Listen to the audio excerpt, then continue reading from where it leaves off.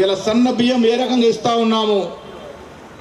ఎవరికన్నా బాధ కలిగే పరిస్థితులు మా దగ్గర ఉన్నాయా? ప్రజలే దేవుళ్ళని ముందుకు పోతా ఉన్నాం.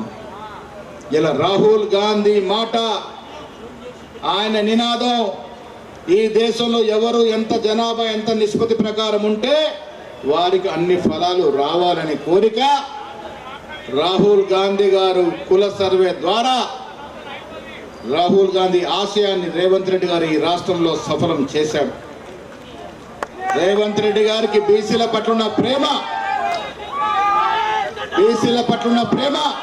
42% రిజర్వేషన్, 42% రిజర్వేషన్ ఇస్తూ స్థానిక సంస్థలు ఒక బిల్లు, విద్యా ఉపాధిలో ఒక బిల్లు తీసుకొచ్చిన ఘనత కాంగ్రెస్ పార్టీది.